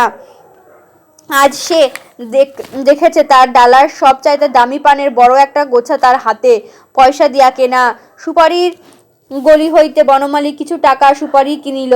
আর একটা জায়গা হইতে কতগুলি গেঞ্জির দোকান। মলাটের বাক্স খুলিয়া মাটির ওপর বিছাইয়া চটে সাজাইয়া রাখিয়াছে। বুকে ফুল কাটা একটা গেঞ্জি কিনিল বনমালী। গলা হইতে বুক পর্যন্ত বোতামের এলাকার লম্বা একটা সবুজ লতা, হাতে ফুল ধরিয়াছে। এতক্ষণ খালি গা ছিল, এবার নতুন গেঞ্জিতে বনমালীকে রাজপুত্রের মতো মানাইয়াছে বলিয়া অনন্তের মনে আন্দাজ করিল। লতাটাও কত সুন্দর, আরো সুন্দর বাজারের এদিকটা। মাঝখানে পায়ে চলার জায়গা খালি রাখিতে দুই পাশে তারা পশরা সাজাইয়াছে। চলতি কথা ইহাদিগকে বেদে বলে, কিন্তু সাপুড়ে নয়। অত্যন্ত লোভনীয় তাদের দোকানগুলি। একধারে অনেকগুলি কোমরের তাগা পশুমানা সাপের মতো শুকাইয়া রাখিয়াছে, কত কালো আর কত হলদে লাল মিশনে। মাথায় এক একটা জগজগার টোপর। একদিকে এলাইগা রাখিয়াছে কতগুলি আরশি, একদিকে নানা রঙের ও নানা আকারের সাবান, আর একখানে পুতির মালা, রেশমি ও কাছের চুড়ি, আরো অনেক কিছু। এক একটা দোকানে এত সামগ্রী। বর্ণমালীর পাশে বসিয়া দুই তিনটে সাবানের গন্ধে শুকিয়া বলিল, জলে ভাসার সাবান আছে? আর আছে শুনিয়া গন্ধ শুনিয়া দর করিয়া রাখিয়া দিল। কাছের চুড়ির মধ্যে 3 আঙ্গুলে ঢুকাইয়া মাপ আন্দাজ করিল, তারপর রাখিয়া দিল। কিনিল না, কিনিল খালি কয়েকটা বড়শি, এক কোণে কতগুলি বাল্যশিক্ষা নবধরাপাত বই। অনন্ত ইত্যাবসরে বসিয়া পাতা উল্টাইতে শুরু করিয়া দিল। দুইটা গরু নিয়া এক কৃষক চাষ করিতেছে, ছবিতে চোখ পড়িতে না পড়িতে দোকানে ঝঙ্কার দিয়া উঠিল। অনন্তের আর দেখা হইল না। বনমালী অনন্তের হাত ধরে টানিতে টানিতে ধনঞ্জয়কে বলিল, গাঁয়ের নাপিতে চুল ছাটে না, কেমন কচু কাটে, আর হাটের নাপিতে চুল কাটে না, যেমন রান্দা দিয়া পালিশ করে। নাওরে গিয়া থাইকা চুল কাটাতে গেলাম, নাপিতে উঁচু ভিটাখানি গিয়া দেখা গেল কতক নাপিতের হাটের কাছি চিরুনির ওপরে দিয়া কাচুম কাচুম করিয়া বেদম চলিয়াছে, আর কতক নাপিত খুরকাচি চিরুনির এবং নুরুন লইয়া চুপ করিয়া বসিয়া আছে। মাথার অগোছালো লম্বা চুল দেখিয়া বনমালীর উদ্দেশ্যে তারা বুঝিয়া নানা জোরে নানা দিক হইতে তাকে ডাকিতে লাগিল। অনন্তের মাথার চুল বেশ লম্বা হইয়াছে, কিন্তু তাহার গলায় ধরা দেখিয়া কেহ তাহাকে ডাকিল না। চুল কাটা শেষ করিয়া দেখে বেলা ডুবিয়া গিয়াছে। নাপিত একখানা ছোট আয়না বনমালীর হাতে তুলিয়া দিল, কিন্তু তার ভেতরে দিয়া তখন কিছুই দেখা যায় না। অপ্রসন্ন মনে উঠিয়া পড়িল বনমালী। আবার অনন্তের হাত ধরিয়া বাজারের সমুদ্র পার করিয়া ঘাটের কিনারায় আনিল। হাট তখন ভাঙিয়া পড়িতেছে। ধনঞ্জয় এক ছালা গাব, 2টা বাঁশ, সপ্তাহের মতো হলুদ, লঙ্কা, লবণ, জিরা, মরিচ কিনিয়া তৈরি হইয়া আছে। বনমালী মনে মনে বলিল, আজ আর ও পাড়ায় যাইব না, রাত হইয়া গিয়াছে, আর একদিন আসিলে যাইব। প্রকাশ্য বলিল, হেই পুলা, তুই আমারে নাওরে যাবি? আমি খালে বিলে জাল লইয়া ঘুরি, মাছ ধরি, মাছ বেচি, নাওরে রান্ধি নাওয়ে খাই, 7 দিনে একবার বাড়ি যাইবি তুই আমার নাওরে? অনন্ত ঘাতঘাত করিয়া জানাইল, হ্যাঁ যাইব। চল তো তাহলে। অনন্ত নৌকায় উঠিবার জন্য জলে নামিল। আরে না না, অখনই তোরে নেমু না, তোর বাড়ির মানুষেরা না জিগাইয়া নিলে তারা মারামারি করতে পারে। অনন্ত ঘাড় ঘুরাইয়া বলিতে চাইল, না, কেউ মারামারি করিবে না, না না, তুই বাড়ি যা। অনন্ত জোর করে নৌকার গুলুয়ে আকড়াইয়া ধরিল। ধনঞ্জয় ধমক খাইলে বনমালী নৌকায় গিয়া উঠিল, কিন্তু ছেলেটার জন্য তার বড় মায়া লাগিল।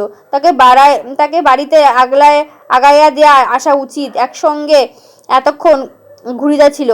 ধনঞ্জয়ের লগি ফেলিয়া ঠেলা মারিলে অনন্ত ছোট দুখানা হাতের বাঁধন ছিন্ন করিতে গুলোয়ের ডান দিকে ঘুরপাক খাইল এবং দেখিতে দেখিতে নৌকা অন্ধকারের মাঝে কোথায় চলিয়া গেল আর দেখা গেল না। বুক ভরা একটা দীর্ঘশ্বাস মোচন করিয়া অনন্ত ডাঙায় উঠিয়া দাঁড়াইয়া রহিল। চারিদিকে অন্ধকার, কিছুই দেখা যায় না, কিন্তু বাড়ির পথ তার চেনা। ভট্টয়ের কিছু নাই, তবু যেন দেহে মন নিরস্বাত হইয়া গিয়াছে। পা যেন তার বাড়ির দিকে চলিতে চায় না।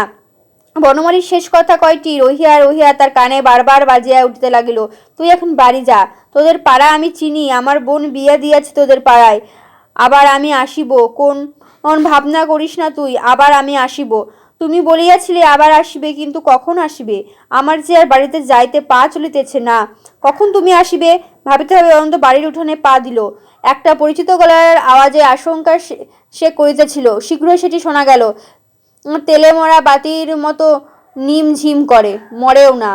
আইজি তো নিখোঁজ দেখা মনে করেছিলাম বুঝি পেরেতে ধরেছে, এখন দেখি চাঁদের ছটার মতো হাজির। মনে লয় পোড়া কাঠ মাথায় মায়েরা খেদাইয়া দেই, পরমুখী মাইয়া আমার কাল করছে। শুক্লার বউ বাসন্তী একটু আগে নদীর পার হইতে খুঁজিয়া আসিয়া কাজে হাত দিয়াছিল, কিন্তু হাতে কাজ উঠিতেছিল না। দৌড়াইয়া আসিয়া বলিল, কি কও গো মা তুমি? মা, মরা হাতে আগুন মুখে হবিস। তুমি কি সগল কথা কও? শত্রুরেরও তো এমন কথা কয় না। সত্তর, এটা আমার শত্রুর, অখনই মরুক, সবচনীয় পূজা কর্মু। সুবলের বউ এবার রণচণ্ডী হইয়া উঠিল। ইটা মরবো কোন দুঃখে? তার আগে আমি মরবো, আমি ঘরের বাইর হই। মা হঠাৎ নরম হইয়া বলিল, অখন আর কিছু করলাম না, দিমু খেদায় একদিন চেলাকাট পিঠে মাইরা। মাসি শুইয়া শুইয়া অনন্তকে আজ কতগুলি নতুন কথা শুনাইল। মা যদি মরিয়া যায় তবে সে মা আর মা থাকে না, শত্রুর হইয়া যায়। মরিয়া যেখানে চলিয়া গিয়াছে, ছেলেকে সেখানে লইয়া যাইবার জন্য সব সময় তার লক্ষ্য থাকে। অনন্ত শ্রাদ্ধশান্তি না হওয়া পর্যন্ত 1 মাস তো খুব ভয়ে ভয়ে কাটাইতে হয়।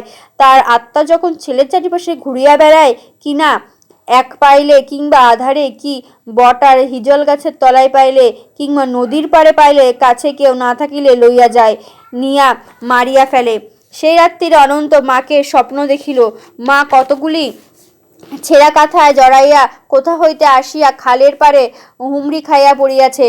অনন্তকে যে লইয়া যাইবার জন্য আসে তাতে সন্দেহ নাই, কিন্তু কই মারিয়া ফেলিবার মতো জিজ্ঞাসা ক্রোধ কিছুই তার মধ্যে নাই। মা চাহিয়া আছে তার মুখের পানে বড় করুণ চোখে। বেদনায় কি মলিন মার মুখখানা। হা, মা নিয়া যাইতে চায়, কিন্তু মারিয়া ফেলিয়ার জন্য নহে, তার কাছে রাখিবার জন্য। মার জন্য বড় করুণা জাগিল অনন্তের মনে। হবিষি সাজাইতে সাজাইতে অনেক বেলা হইয়া যায়। কচি ছেলে ক্ষুধায় আরো নেতাইয়া পড়ে। সুবলার বউ সবই বোঝে, কিন্তু কিছু করিবার নাই তার। বিধবা সে, বাপের সংসারে গলগ্রহ হইয়া আছে, তার ওপর রক্ত মাংসের সম্পর্ক লেশ নাই, এমন একটা মা মরা হবিষি ছেলেকে আনিয়া ঝঞ্ঝাট পোহাইতেছে। শুধু কি নিজে ভুগিতেছে, বাপ মাকেও ভোগাইতেছে। তার বাপ রাতে জাল বাসয় করিয়া সকালে বাড়ি আসে, এক ঝাঁক মাছ আনে, কাটিয়া কুটিয়া কতক জালের তলায় রোদে দিতে হয়, কতক ধুইতে হাড়িতে চাপাইতে হয়। মা কেবল হুকুম চালাইয়া খালাস। এত সব করিয়া বাপকে খাওয়ালে তবে বাপ ঠান্ডা হয়। তারপর তার পয়সা তারি হাতে বাজার হইতে কিছু আলো চাল আর 2-1টা কলা আনাইতে পারা যায়। সে চাল দেয়া সুবলার বউ মালসার জাউ রাধিয়া দেয়, কলার খোল কাটিয়া 7খানা ডোঙা বানায়, হাতে যাও আর কলা দিয়া তুলসী তলায় সারি সারি সাজায়। অনন্ত স্নান করিয়া আসিয়া তাতে জল দেয়। সরিষা পড়িলে কাকেরা আসিয়া উহা ভক্ষণ করে। যেদিন কাক আসে না, সেদিন অনন্ত ডোঙা হাতে করিয়া করিয়া ডাকিয়া বেড়ায়। তারা বলিয়াছে, মা নাকি কাকের রূপ ধরিয়া আসে, অনন্তের দেওয়া যাও কলা খাইয়া যায়। অনন্ত যাহা কিছু শোনে কিছুই অন্ধবিশ্বাস করে না। যে কাকগুলি খাইতে আসে, এক দৃষ্টি তাদের দিকে চাহিয়া চাহিয়া দেখে, এর মধ্যে কোনটা তার মা হইতে পারে। এখন আর মানুষের নয় বলিয়া কথা বলিতে পারে না, কিন্তু খাইতে খাইতে ঘাড় তুলিয়া চাহিয়া থাকে, বোধ হয় এটাই তাহার মা। কিন্তু বেশিক্ষণ থাকিতে চায় না, খাওয়া শেষ না করিয়া এক ফাঁকে উড়িয়া যায়। অনন্তের কথা শুনিয়া ঘাটের নারীদের কেউ হাসিল, কেউ দীর্ঘশ্বাস ফেলিল। খোলে ডোঙাগুলি পরিষ্কার করিয়া ধুইয়া সেগুলি হাতে লইয়া সে ডুব দিয়া স্নান করিল। তারপর মাটির ছোট ছোট ঘড়াতে জল ভরিয়া যাইতে উদ্যত হইল। একজন স্ত্রীলোক তাহাকে ডাকিয়া ফিরাইল, বলিল, তা হইলে তোর মা কাওয়া হইয়া আইছে? খাওয়া শেষ কইরা উড়া যায়? খাওয়া যায় না কেনে? পাছে আমি তার লগে কথা কইতে চাই, এই ডরে বেশিক্ষণ থাকে না। যারা মইরা যায় তারা তো জীবন্ত মানুষের সাথে কথা কইতে পারে না, তার লাগে মানুষেরও কথা শুনিতেও চায় না। মনে মনে বুঝা চইল্লা যায়। অনন্তের মমতার বিগলিত হইয়া পড়ে। মা যখন বাঁচিয়া ছিল অনন্ত সবসময় মার জন্য গর্ব অনুভব করিয়াছে। মার তুলনায় নিজেকে ভাবিয়াছে অকিঞ্চিৎকর। মা মরিয়া গিয়া লোকের কাছে যেন অনন্তের মাথা হেট করিয়া দিয়া গিয়াছে। এখন মার ছায়া ছায়া থাকিতে পারিলে অনন্তে যেন অনেক কিছু অসাধ্য সাধন করিতে পারিত। এমন মা নাই তার যে আর কিছুই নাই। লোকের কাছে এখন তার দাম কানা করিও না। সে এখন মরিয়া গেলে কারোর কিছু হইবে না, কেউ তার কথা মুখেও আনিবে না। কিন্তু মা 1 মাস হইতে চলিল মরিয়াছে, এখনো তার কথা কেউ ভুলিতে পারিয়াছে? ঘাটে জমিলে মেয়েরা তার মায়ের কথা আলোচনা করে, দুঃখ করে, দীর্ঘ নিঃশ্বাস ফেলে। বিশেষ করিয়া অনন্তকে দেখলে তারা তখনই তার মায়ের কথা শুরু করিয়া দেয়। মার প্রতি কৃতজ্ঞতায় অনন্তের বুক ভরিয়া ওঠে। ঘাটে আসিয়া সে বধূটি সকলের চেয়ে বেশি দেরি করে, বেশি কথা বলে, আর কথায় কথায় ছড়া কাটে। দুনিয়ায় তার পরিচয় বিদায় উপলক্ষ মাত্র 2টি, এক সাধকপুরের বনমালীর বোন বলিয়া, আর 2 লবচন্দ্রের বউ বলিয়া। তবে এখানে প্রথমোক্ত নামে তার পরিচয় বেশি নাই। শেষোক্তি নামই যে মালোপাড়ার অভিহিত। কথার মাঝে মাঝে সুন্দর ছড়া কাটিতে পারে বলিয়া সকল নারী তাকে একটু সমীহ করে। সে যেন 10 জনের মধ্যে একজন। শ্রাদ্ধের দিন অনেক নারী দেখিতে আসিল, সেও আসিল। নাপিত আসিয়া অনন্তের মস্তক মুন্ডন করিয়া গেল। অনন্ত কতকগুলি খড়ের ওপর শুইত, সেই খড়গুলি হাতের আচ্ছেরা নেত্য সঙ্গী কুশনখানা, কাঁধের ও কটিদেশের মাঠা কাপড়ের চিলতা 2খানা। সেই নারীর কথা মতো নদী তীরে ঘাটের একটু দূরে কাদায় পুতিয়া স্নান করিয়া আসিল। পুরোহিত চাউল ভরা 5টি মালসাতে মন্ত্র পড়িয়া অনন্তের মাতৃ শ্রাদ্ধ সমাধা করত। একটা সিক্কি টাকা গুজিয়া চলিয়া গেল। এই শ্রীলোকটি তারা দিল। ভাত বারণের কত দেরি, কড়া ডিগা মানুষ ভুকে মরতাছে। সুবলার বউ এক হাতে সব কাজ করিয়া উঠিতে দেরি হইল, তবু সে পরিপাটি করিয়া 5টি ব্যঞ্জন রাঁধিল। অনন্ত এক স্থানে বসিয়া পড়িয়াছিল। মাসির মা খেকাইয়া উঠিল, নিষ্কর্মা গোসাই, আরে আমার নিষ্কর্মা গোসাই, একটা কলার খোল কাইটা আনতে পারলে না? সেই নারী প্রতিবাদ করিল, চিরদিন গালি দিও না মা, আইজের দিনখান সইয়া থাকো, দেও আমি খোল কাইটা আনি। লম্বা এক খোলে ভাত ব্যঞ্জন সাজাইয়া সুবলার বউ বলিল, রাড়ি রে শেষ খাওয়াইয়া দেই, আর ও কোনোদিন খাইতে আইব না। খোলের এক কোণে একটু পান সুপারি, একটু তামাক টিকাও দেওয়া হইল। সেই নারী সুবলার বউকে বলিল, তোমার সাথে তো কত ভাব আছিল দিদি, তুমি যাও না? আমি যাই তারে লইয়া। অনন্ত ভাত ব্যঞ্জন ভর্তি কলসিটা হাতে করিয়া নদীর পাড়ের দিকে চলিল। সঙ্গে চলিল ওই স্ত্রীলোকটি।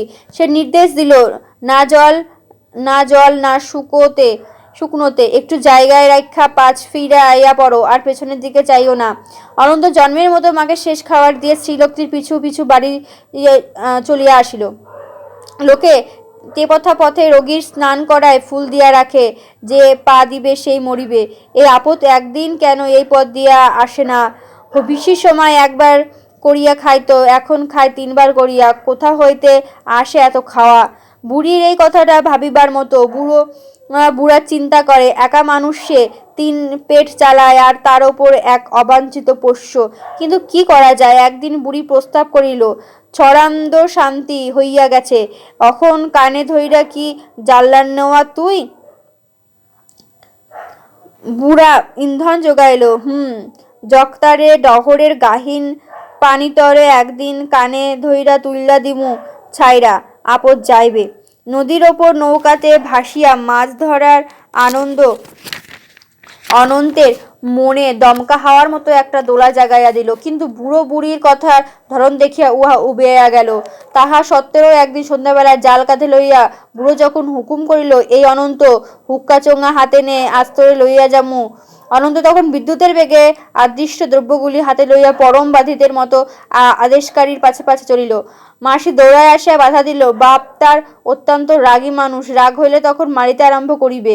একা নৌকায় অনন্তে তখন বাঁচাবেই কে? হাতের আগুন নিবতে না নিবতে তুমি তারে জালে নিউবা যাবা? ছোট মানুষ জলে পইরা মরে না সাপে খাওয়া মারে কে কইব? কখন তারে নিও না, আর একটু বড় হইলে নিও।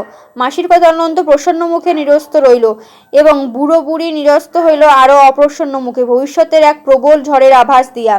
মাঝে মাঝে ঝড় হয়, কোনোদিন দিনের বেলা, কখনো রাত্রিতে। দিনের ঝড়ে বেশি ভাবনা নাই, রাত্রের ঝড়ে বেশি ভাবনা। বাঁশের কুড়িটা মাথা দাঁড়ানো ঘরখানি কাঁপিয়া ওঠে, মুচড়াইয়া বুঝিবা ফেলিয়া দেয়, কিন্তু তাতেও অত ভয় করে না। কোনো রাত্রে ঝড় আরম্ভ হইলে সহজে কমিতে চায় না, সারা রাত্রি চলে তার দাপট। কোনো কোনো সময়ে প্রতি রাত্রে ঝড় আসে, সারাদিন খাই দায়, সন্ধ্যার দিকে আসন্ন ঝড়ের জন্য প্রস্তুত হয়।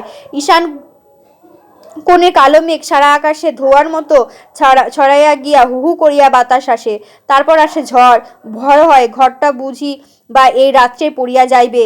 পড়ে না, কিন্তু আজই তো শেষ নয়, কালকে ঝড়ে যদি পড়িয়া যায়, পরশু ঝড়ে, কিন্তু তাতেও অত ভয় করে না যত ভয় করে বুড়াকে। কোনো ঝড়ের রাতে অনন্তটাকে টানিয়া লইয়া নৌকায় তুলিবে, মেয়ে মানুষ সে, বুড়ো বাপ তার বাধা মানিবে না, সে কি করিবে? একটা নিঃসহায় নারীর শেষ গচ্ছিত ধন নষ্ট হইয়া যাইবে। ঝড়ে কোনো গাঙের বাকে বুড়ো না উল্টাইয়া যাইবে, বুড়ো তো মরিবেই, এটাকে সঙ্গে নিয়া মরিবে। দিনের ঝড় অনন্ত খুব ভালো লাগে। একদিন অকারণেই পাড়ার ঘুরিতে ঘুরিতে ঝড় আসিয়া পড়িল। যার যার উঠোনে ছেলেরা খেলা করিতেছিল, বড়রা ডাকিয়া ঘরে নিয়া ঢুকিল। অনন্তকে কেউ ডাকিল না। কার ঘরে গিয়া উঠিবে ভাবিতেছিল, এমন সময় দেখা গেল যে স্ত্রীলোকটি তার মায়ের শ্রাদ্ধের দিন তার সঙ্গে নদীর পাড়ে গিয়াছিল, সে তার হাত ধরিয়া টানিতেছে।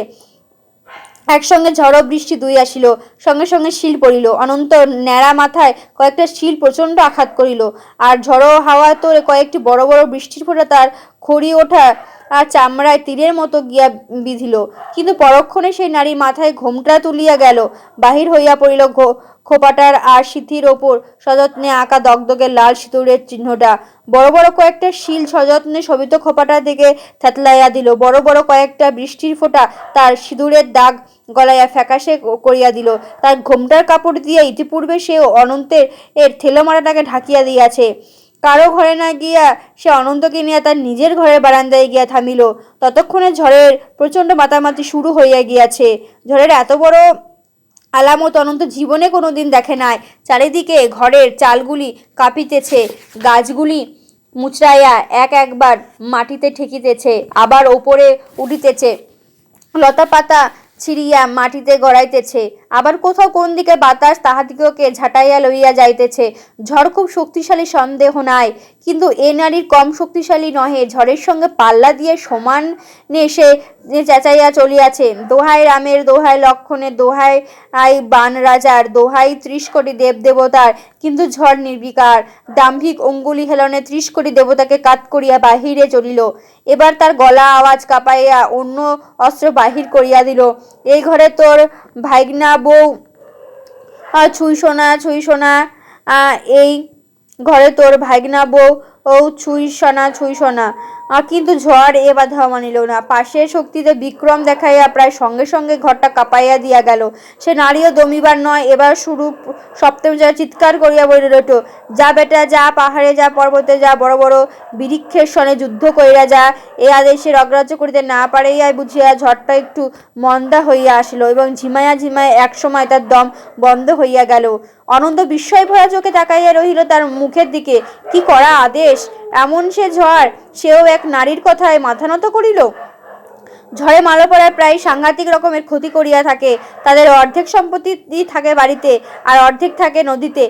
যাদের ঘর বাড়ি ঠিক থাকে তারা হয়তো তিতাসের গিয়া দেখে নাওখানা ভাঙিয়া গিয়াছে, আর যারা নাওয়ে থাকিয়ে সারা রাত তুফানের সাথে বুঝিবা আত্মরক্ষা করিয়াছে, হয়তো বাড়িতে আসিয়া তাকে ঘর পড়িয়া গিয়াছে। আজিকার এত বড় ঝড়, কিন্তু মালাপাড়ায় অধিক লোকের ক্ষতি করিতে পারে নাই। ক্ষতি করিয়াছে মাত্র 2টি পরিবারের। কালো বরণের বড় নৌখানা লইয়া মাছ কিনিবার জন্য বড় গাঙে গিয়াছিল, সে নাওখানা ভাঙিয়া গিয়াছে। লোকজন পাড়ে হাঁটিয়া পরদিন বাড়ি আসিয়া জানাইয়াছে, একখানা তক্তাও পাওয়া গেল না, এইবারে চুরমার করিয়া ফেলিয়াছে। ঘর ভাঙিয়াছে অনন্তের মাসির বাবার, যে ঘরে অনন্তকে লইয়া মাসি শুইত সেই ঘরখানা আবার তুলিয়া লইয়া হিসাব করিয়া দেখা গেল বুড়োর গাটায় সব টাকাগুড়ি খরচ হইয়া গিয়াছে। এখন দিন আনা দিন খাওয়ার অবস্থা, যেদিন মাছ না পাইবে সেদিন উপবাস করতে হইবে। ঘোর দুর্দিন এমন অবস্থায় একটা উপরি পৌষ্যের কিছুতে রাখা চলে না, একথা বুড়ো জপমালা হইয়া দাঁড়াইয়াছে। আর না বলিও মাসি বুঝিতে কষ্ট হয় না। তার মার রকম সকম দেখিয়া মনে হয় একদিন হয়তো সত্যি ছেলেটার পিঠে সে পোড়া কাঠ চাপিয়া ধরিবে। অনেকদিন ধরিয়া সে কালোর মায়ের কথা ভাবিতে চেয়েছিল। একদিন তার কাছে গিয়ে বলিল, আপনি তো তার মায়ে কত ভালোবাসতেন, আমার কাছে তার কষ্টের পরপার নাই, আপনি তারে লইয়া যান, 2 মুঠো খাওয়া বাঁচব। কিন্তু কালোর মার মন খারাপ, অত বড় নৌকা ভাঙিয়া গিয়াছে, এমন বিপদে কার না মন খারাপ হয়। এই সময় এইসব ভাবনায় কথা এড়াইয়া চলিতে ভালো লাগে। তবে কালোর মা একেবারে নিরাশ করিল না। বর্ষার পর সুদিন আসিলে কালো বরণ উত্তর হইলে কাঠ আনিবে, নতুন নাও গড়িবে। সেই নাওয়ে যখন জিওলের খেপ দিতে যাইবে, কালো তখন অনন্তকে সঙ্গে নিতে ভুলিবে না। কথা শুনিবার সুবলের ভিতরটা মোচড় দিয়া উঠিল, কিন্তু সে অনেক দিনের কথা। আর একদিন খুব বৃষ্টি হইয়া গেল, বাদলার পান খুব পচে, তখন পচা ভালো মেশানো বিড়াই পান ফেলিয়া দেয় দোকানিরা। অনন্তের বয়সী ছেলেমেয়েরা এমন পান হাত ভর্তি করিয়া কুড়াইয়া আনিতেছে, মাসির মা নিজের চোখে দেখিয়াছে। তারা অনেক পান আনিয়াছে, আর তাদের মারা ডালায় করিয়া লইয়া ধুইয়া ধুইয়া মুখে লাল করিতেছে। অনন্ত কেন গেল না, গেলে তো আনিতে পারিত। অনন্তের খুব ভালো লাগে হাটে বাজারে ঘুরিতে। বুড়ির ইঙ্গিত পাইয়া সে খুশি মনে ছুটিল বাজারের দিকে। বৃষ্টি হইয়া গিয়াছে একটু আগে, বাজারের রাস্তা দিয়া তখনও জলের স্রোত চলিতেছে। কোথায় কোনো ডোবা উপচাই আছে, তারই জল। 2-1টি পানও আসে সেই জলের সঙ্গে। অনন্তের বয়সী কয়েকটি ছেলে তাদের বাপদাদারা যেমন লম্বা বাঁশের আগে জাল বাঁধিয়া খালের 2 পারে আগলাইয়া জাল পাতে, তারই অনুকরণে রাস্তা 2 ধারে বন্ধ করিয়া 2টি কঞ্চিতে দড়ি আর সুতো বাঁধিয়া জল পাতিয়া বসিয়াছে। পায়ের গোড়ালির চাপে কঞ্চির আগা উঁচাইয়া দড়ি টানিয়া বুক চিতাইয়া যেন কত মাছই জলে উঠিয়াছে এমন ভাব ভঙ্গিতে না দেখা মাছ সব ঝাড়িয়া ফেলিতেছে। অনন্তকে তারা একসাথে ডাক দিয়া তার দৃষ্টি আকর্ষণ করিল। দৌড়িয়া আসিয়া অনন্ত সকৌতুকে বলিল, কি মাছ ওঠে রে? তার চান্দা বইচা তিতুপুটি জব্বর মাছ উচ্চাইছে আজকার ঢলে। অনন্তদের সঙ্গে মাছ ধরার খেলায় মাতিয়া গেল। তো কতক্ষণ এই খেলা চলিল, শুধুই খেলা। মায়ের যেমন মাটির ভাত রাধা খেলা করে, তেমন এই মাছ ধরা খেলা। সহসা তাদের একজন আবিষ্কার করিল একটা সত্যিকারের কই মাছের বাচ্চা কানকো ও আছড়াইয়া উজাইবার চেষ্টা করিতেছে। সব কয়েকটি দস্যু ছেলে একসঙ্গে হৈ হৈ করিয়া ছুটিয়া গিয়া মাছটাকে লুট করিয়া আনিল। তারপর দেখা গেল একের পর এক ছোট বড় কই মাছ স্রোত ঠেলিয়া উজাইতেছে। অনন্তের দলের তখন মহা ফুর্তি। যার পরানা যা ছিল তাই কোচরের ভেতরে তারা ইচ্ছামতো কই মাছ ধরিল। ধরিতে বেলা ফুরাইয়া গেল, রাস্তার জলের স্রোতটুকু একরকম বন্ধ হইয়া গেল। কই মাছও আজকার মতো উচড়াইবার পালার সঙ্গ করিল। পানের কথা অনন্তের একেবারেও মনে পড়িল না। এক কোচর জ্যান্ত কই মাছ লইয়া খুশি মনে মনে ঘরে গিয়া ঢুকিল। বাড়ির কর্তার মন ভালো না। খালের জাল পাতিয়া পুঁটি মাছ নাই বোঝাই করিয়া ফেলিয়াছে, কিন্তু 1 পয়সাও বেচতে পারল না। বাদলার দিন বলিয়া ব্যাপারী আসিল না, হাটও বসিল না। বাদলার দিন বলিয়া শুকাইতেও দেওয়া চলিবে না। এত মাছ সে করিবে কি? আমি চাইলাম পান, লইয়া এলো মাছ দিয়ে আমি কি করবো? আমার কি মাছের অভাব? বুড়ি গজগজ করতে করতে লাগিল। পরের দিন দুপুরে বুড়ির মন পড়িয়া গেল, অনন্তকে তো পোড়া কাঠ মারা হয় নাই। উনুনের ধারে গিয়া দেখে সেখানে পোড়া কাঠ নাই। তার উনুনমুখী মেয়ে খড় দিয়ে রান্না করিতেছে। অনন্তের কাছে বসিয়া কি যেন গিলিতেছে। বুড়ি খপখপ করিয়া 1 মুঠো পোড়া কাঠ উনুন হইতে তুলিয়া লইল। একদিক তখনও জ্বলিতেছে, কিন্তু এ দিয়া তো পিঠে মারা যাবে না, মুখে গুজিয়া দেওয়া যায়। বুড়ি এক হাতে অনন্তের হাত ধরিয়া আরেক হাতে জ্বলন্ত কাঠ তার মুখে গুজিতে গেল। তার মেয়ে বাধা দিতে আসিলে তার মুখে গুজিতে গেল। মেয়ে হ্যাচকা টানে খড়গুলি বুড়ির হাত হইতে কাড়িয়া মাটিতে ফেলিয়া দিল। আচমকা খড়ের আগুন হাতে লাগিয়া বুড়ির হাতের খানিকটা পুড়িয়া গেল। রাগে কাঁপিতে কাঁপিতে সে মেয়ের গলা চাপিয়া ধরিল। তারপর মায়েতে মেয়েতে শুরুতে হলো তুমুল ধস্তাধস্তি। মেয়ে কায়দা করিয়া মাকে মাটিতে ফেলিয়া বুকের ওপর বসিল। তারপর চুলের মুঠি ধরিয়া তার মাথাটা ঘন ঘন মাটিতে ঠুকিয়া শেষে ছাড়িয়া দিল। বুড়ি ছাড়া পাইয়া কোনো রকম উঠিয়া গিয়া ভাতের হাঁড়িটা বড় ঘরে টানিয়া তুলিয়া খিলাটিয়া দিল।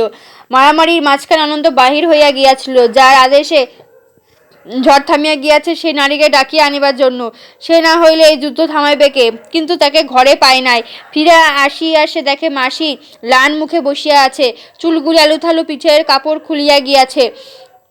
রণজয়ের ক্লান্তিতে যেন ভাঙিয়া পড়িয়াছে মাসি। ভয় ভয় কাছে আসিয়া দাঁড়াইতে সহসা তার দিকে চাহিয়া মাসির চোখ দুইটি জ্বলিয়া উঠিল। বজ্রের মতো গর্জন করিয়া উঠিল, বলিল, সত্তর তুই বাইর হ। এই ঘরে তুই ভাত খাস তো তোর সাত গোষ্ঠীর মাথা খাস। তোর লাগি আমার মায়েরে মারলাম, তুই আমার কি ঠেলার তলা পায়ের ধুলা। যা যা এখন যা, জমের মুখে যা, ডাকিনী যোগিনীর মুখে যা, কালীর মুখে যা, ধর্মে যেন আর তোরে ফিরাইয়া না আনে। চোখের মাথা নাকের মাথা খাইয়া যেমন জমিটা নেয় সেখানে যা। আমার সামনে আর মুখ দেখাস না। তোর মা গেছে যে পথে, তুইও সেই পথে যা। কিন্তু ও কিন্তু ও কি অনন্তের অমন আদর কুড়োনো লান মুখখানা যে দৃঢ়তার কঠোর হইয়া উঠিল। অমন ঢলঢল আয়ত্ত চোখ দুইটা যে শৈশব সূর্যের মতো লাল তেজালো হইয়া উঠিল। এ কি সুভদ্রার বউ কি স্বপ্ন দেখিতেছে? কোনো যুদ্ধজয়ী বীর যেন পলকে সবকিছু ফেলিয়া ছড়াইয়া চলিয়া যাইতেছে। ছোট ছোট পা দুইখানা এত জোর মাটি কাঁপাইয়া যেন চলিতেছে অনন্ত। ছুটিতে না ধীরে ধীরে পা ফেলিতেছে, কিন্তু কি শব্দ! এক একটা পদক্ষেপ যেন তার বুকে আসা আঘাত করিতেছে। বারান্দা হইতে উঠানে নামিয়াছে, তার বুকের সীমানাটুকু ছাড়াইয়া অনন্ত যেন এমনি কোনো এক অজানা জগতে লাফ দিবে।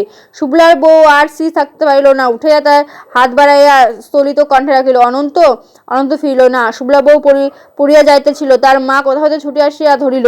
মার বৃদ্ধ বুকে মাথা রেখে সুবলা বউ এলাইয়া পড়িল। সঙ্গে সঙ্গে তার চোখে দুইটি বুঝিয়া আসিল, অন্তহীন আকাশের তলায় অনন্ত আজ পরম মুক্তি। কারোর পিছুর ডাকে সে আর সাড়া দিবে না। প্রথমেই তিতাসের পাড়ে গিয়া দাঁড়াইল। প্রাণ ভরিয়া একবার দেখিয়া লইল নদীটাকে। ঢেউয়ের পর ঢেউ চলিয়াছে, দুরন্ত স্বপ্নের মতো, উদ্দাত সঙ্গীতের মতো জল বাড়িতেছে, নৌকাগুলি চলিয়াছে। কোথায় বাধা বন্ধ নাই, সব কিছুতেই যেন একটা সচল ব্যবস্থা। আজিকার এই সময় সে যদি আসিবে বলিয়া গিয়াছে, কতদিনও হইয়া গেল, সে তো আসিল না। বাজার ঘাটে যেখানে সে নৌকা ভিড়াইয়াছিল সেখানে গিয়া দাঁড়াইল। এখানে দিনের পর দিন বসিয়া থাকিবে, তার জন্য প্রতীক্ষা করিবে। একদিন হাটবারে সে আসিবেই। খালের মুখে মস্ত বড় একটা ভাঙা নৌকা গেরাপি দিয়া রাখিয়াছে। অনন্ত তার উপরে গিয়া উঠিল। ভয়ানক পিচ্ছল বাতাই উঠিল, ছইয়ের ভেতর ঢুকিল। নৌকায় আধ বোঝায় জল, চাহিলেও ভয় করে। এইবার পা ফসকা তলায় পড়িয়া গেলে অনন্ত জলে ডুবিয়া মারা যাইবে।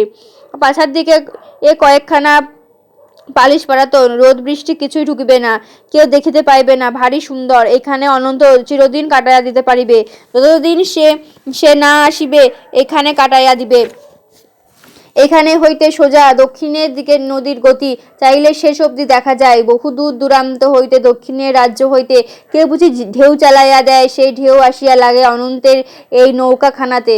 সেদিক চোখ মেলাইয়া চাইয়া থাকে, কিন্তু সেও তো ওই দিক হইতে আসিবে না, সে আসে পশ্চিম দিক হইতে।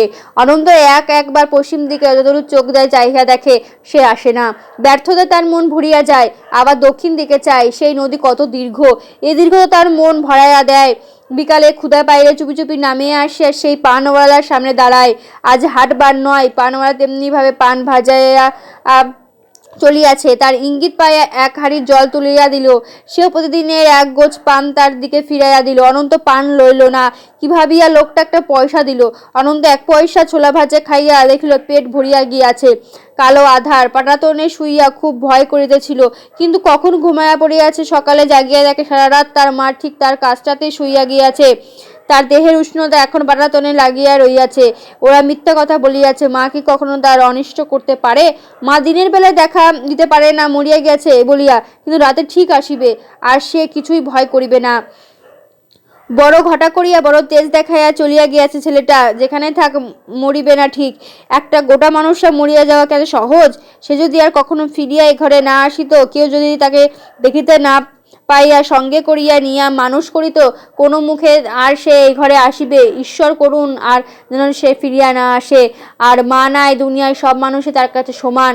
আর কোনো মানুষের বাড়িতে সে চলিয়া যাক, 4 দিন পরের এক দুপুরে নারীদের মজলিসে বসিয়া সুবলার বউ এই কথাগুলিতে ভাবিতেছিল।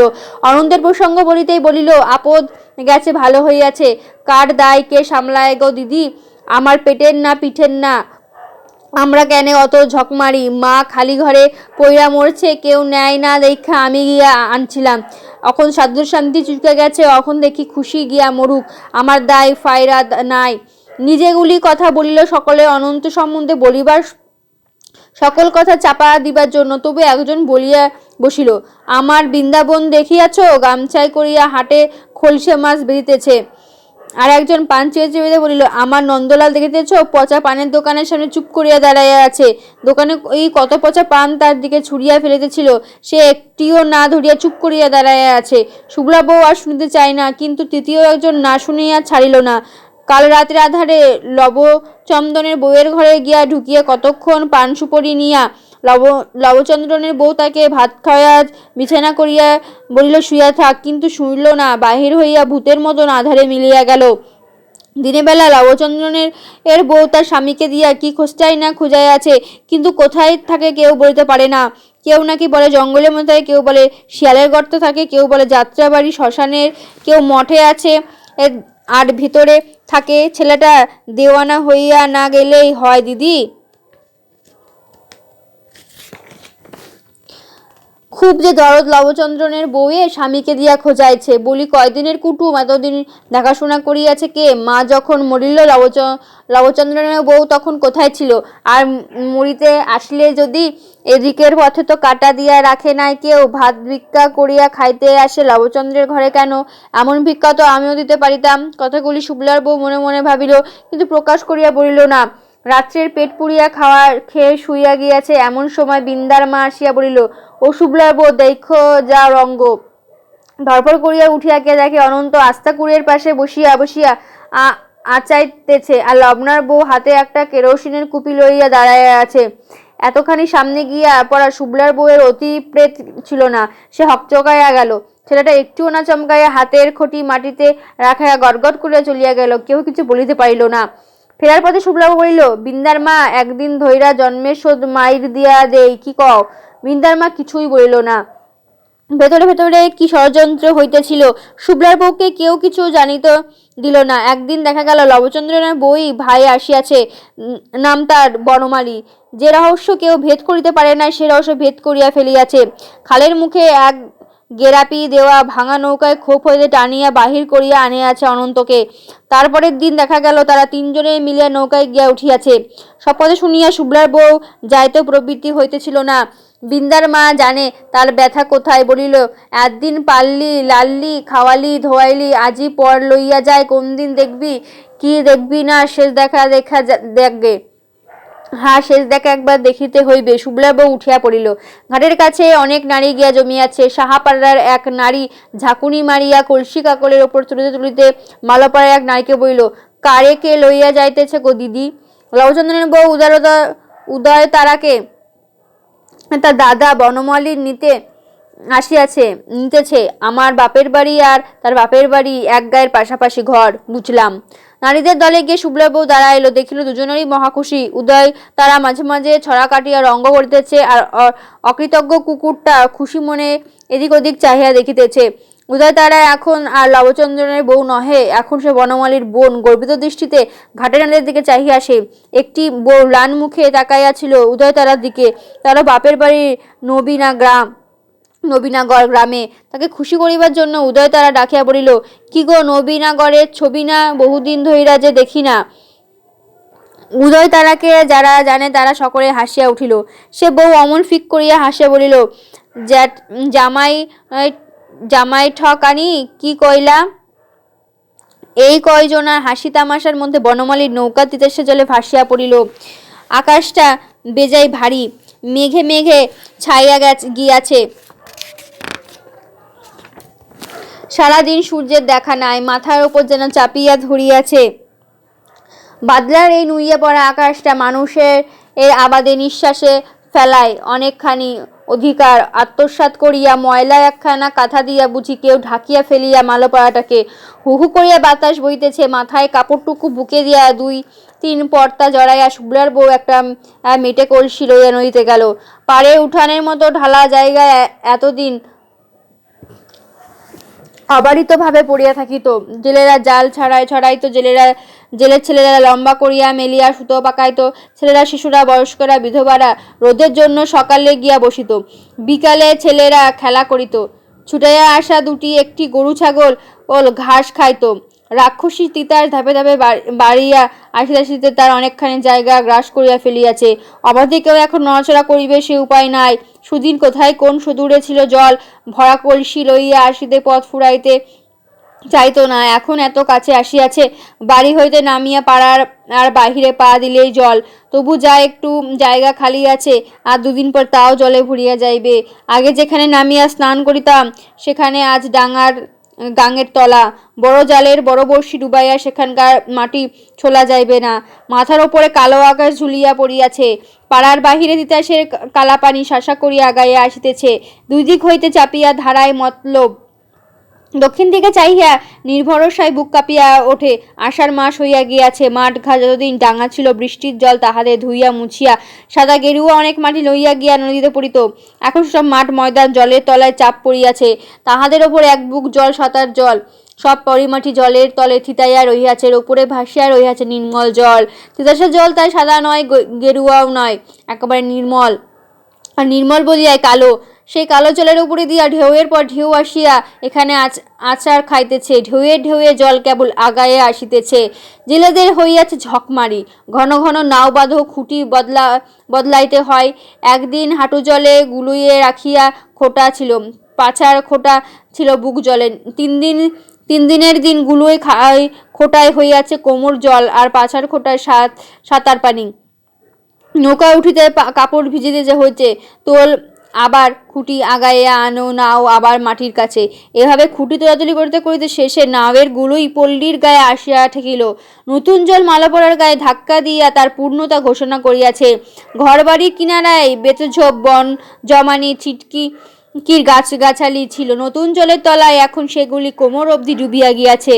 তার আশেপাশে ঢেউ ঢোকে না, স্রোত চলে, সেই স্রোতে নিরিবিলিতে উজাইয়া চলে ছোট ছোট মাছ। পুঁটি চাঁদা খলসে ডিম ছাড়াইয়া বাচ্চা হইয়াছে, সাঁতার কাটিলে আর দল বাঁধিয়া স্রোত ছেলিয়া উজাইয়া শিখিয়াছে সে সব মাছেরা।